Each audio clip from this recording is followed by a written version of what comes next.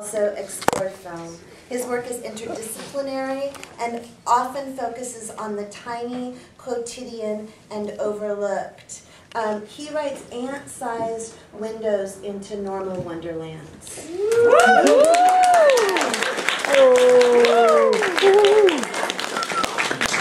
Alright. So tonight they're not that ant-sized. Okay, so this one I wrote in response to one of Lester's poems. It's an assignment for class. Okay. Okay, it's called Futures. No body has hair, except for the ones, debris floating, who grew it bloated and dead, shuttled down rivers, black sounds bobbing like bullet holes, machined rhythms like raindrops from our sky, and henceforth all questions cracked open, so why is replaced with the end. Whatever will birth, in unison will fade but can't. The future consumed in a single file, children feeding children, my father has hair, is my only future. Pretty dark. Sorry. Okay. Like they're bookended. Like the first one's kind of dark and the last one's kind of dark, but you can smile in between. Yeah. My sister's pregnant.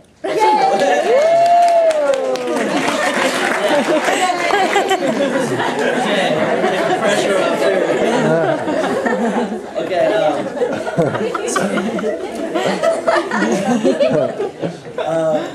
Okay, this one's called Field. I appear in a cornfield trudging, howling at the inedible vegetables, licking the dirt rows of dirt. I trudge on atoms as atoms. I mouth atoms like vegetables. I trudge words into rows of fields, leaving my mouth howling. I trudge predictable bodies, fielding bodies. I trudge open-mouthed. I pry open-mouthed howls. I lick words. I trudge through a cornfield until your face appears as a cornfield.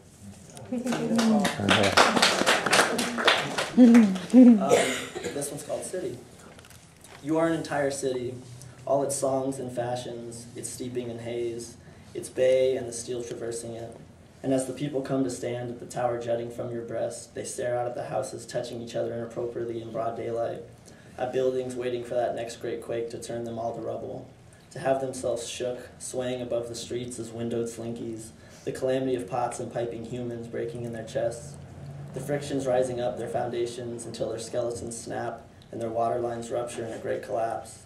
And as much as they do adore all of this, they dream most feverishly of the orgy that will follow their fall, the intermingling dust, the smothering in ash, to be rebuilt again as something entirely the same. This one's about a town in California called Gilroy. Yeah, garlic capital. Cool. I, driving a gypsy road through a pasture of cows, do. I settle in a morning on a hoofed patch of earth. All mothers are birds in Gilroy, California. They hide beneath javelins, their bulbous wombs warming in the soil. All our largest creations are called elephant. Let's remember this. I think if you pulled the hair at the pit of my arm, you'd discover something like a clove of garlic. I warn you.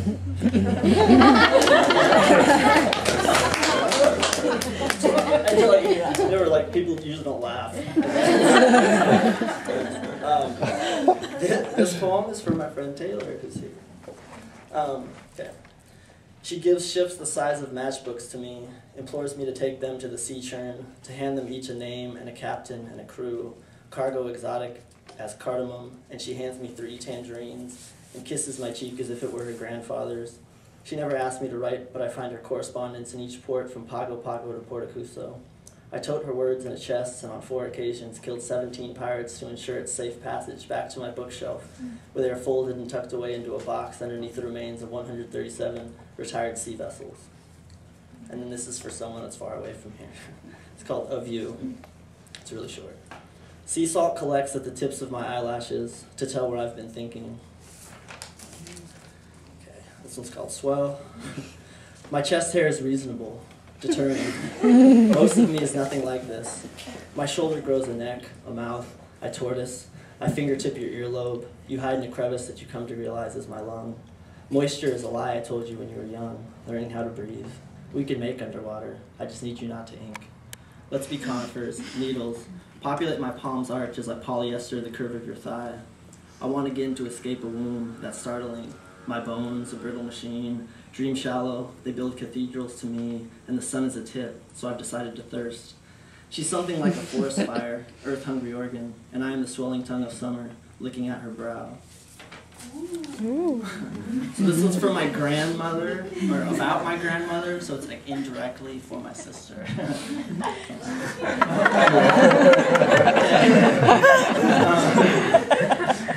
It's called Altame. My grandmother was full of trees. She'd tell me her hands shook down the dried leaves. I'd climb the ladder unfolding from her throat, plucking an orange to drop at her feet. I sat coiled in the shadow until the leaves sprouted legs and began to eat themselves. She peeled back the skin for me and made me eat. The dead ripen at my tips, the unborn gnaw at my roots. And then this is the last one, and it's a weird one. It's called a cat fire. A cat fire. The cat fires of 2009. What strange, heroic, reeking times. The fires feline were a government-designed test used to determine the true spirit of a man. How would you react to a stray flaming tabby come singeing through your living room? I challenge you to prepare for such a happening, to gracefully spare the burning thing. Once, it is said, a man grasped the creature by its nape, calmly walked to his backyard, and bowled it down a slip and slide. Once a man grabbed the cat by the tail and flung it from his 11th story window. Another shoot it into a freezer. I watched it burn at my feet. Woo!